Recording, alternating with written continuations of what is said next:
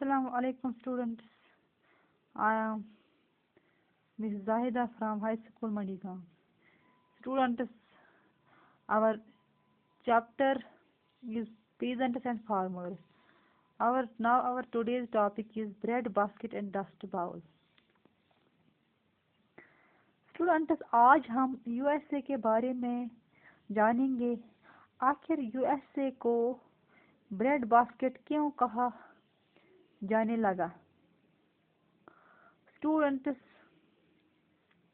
जिस समय इंग्लैंड में कॉमन लैंड को इनक्लोजर किया जा रहा था, उस समय यूएसए में सेटल्ड एग्रीकल्चर डेवलप्ड ही नहीं था। In fact 1800 million acres of forest land और 600 million acres of grass land पाई जाती। Majority landscape of white American का कंट्रोल इस्टेब्लिश था। अगर 1780s की बात करेंगे तो ज़्यादातर वाइट अमेरिकन ईस्टर्न कोस्टल के आसपास छोटे एरियाज में ही पाए जाते थे।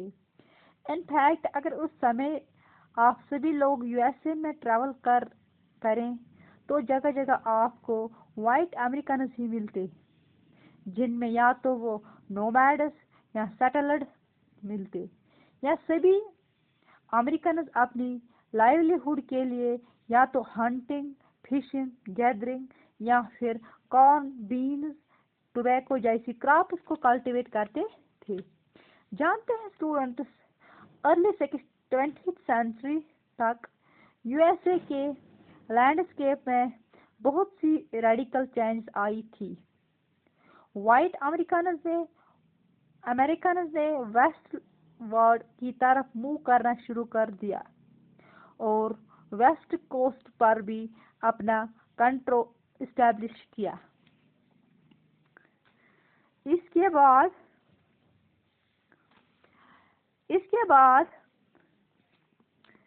यूनाइटेड स्टेट्स के लैंडस्केप में बहुत ज़्यादा बदलाव आने लगे। यूनाइटेड स्टेट्स का लैंडस्केप एग्रीकल्चरल बेल्ट्स में बदल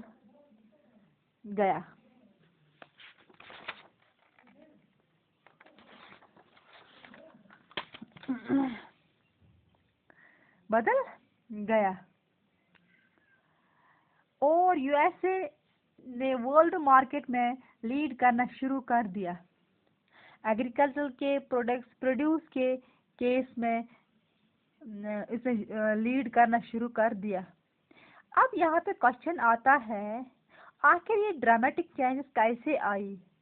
स्टूडेंट्स, ऐसे क्वेश्चन का आंसर हम आज के टॉपिक में जानते हैं। Now westward move and wheat cultivation.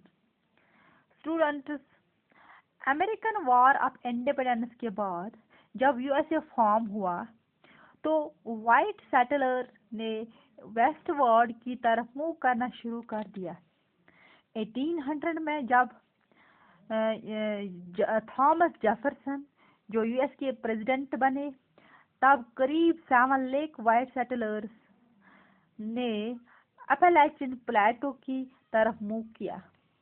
उस समय अमेरिकन लैंड को लैंड ऑफ प्रॉमिस के नाम से बुलाया जाता, क्योंकि अमेरिकन लैंड पर बहुत सी एक्टिविटीज का स्कोप था, जैसा कि कल्टीवेशन करना, टिम्बर को एक्सपोर्ट करना, माइनिंग या फिर हंटिंग करना। लेकिन इस ड्रीम को रियलाइज करना अमेरिकन इंडियन को लैंड से भागने की जरूरत थी। यूएसए गवर्नमेंट ने एक पॉलिसी डिराइव की जिसके मुताबिक अमेरिकन इंडियन को वेस्टवर्ड की तरफ मूव करने के लिए कहा गया। शुरुआत में इंडियन नहीं जाने स्टूडेंट्स, और बाद में उन्हें फोर्सफुली इस ट्रीटी को साइन करना पड़ा और अपनी लैंड छोड़कर वेस्टवर्ड की तरफ जाना पड़ा। जैसे ही अमेरिकन इंडियन ने मूव करना शुरू कर दिया तो वाइट सेटलर्स मिसिसिपी वैली में जाकर रहने लगे। बहुत सी फॉरेस्ट लैंड को कल्टीवेटेड एरिया में बदल दिया गया। कल्टीवेटेड लैंड के चारों तरफ फेंसेस लगाए गए और कॉर्न और व्हीट जैसी क्रॉप्स को उगाया गया।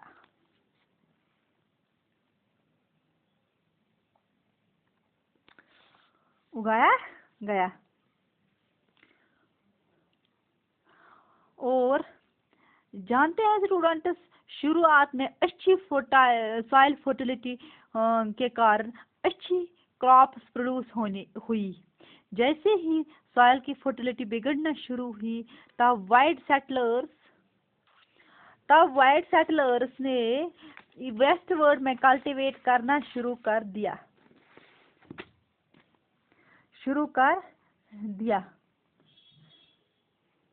In fact,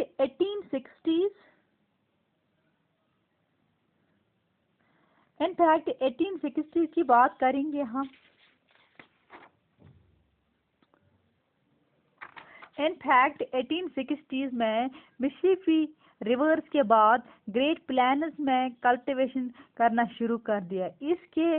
इस समय के बाद ये रीजन यूएसए का मेजर व्हीट प्रोड्यूसिंग रीजन बन गया और इसीलिए स्टूडेंट्स यूएसए को ब्रेड बास्केट का नाम दिया गया। जानते हैं स्टूडेंट्स, लेट 19th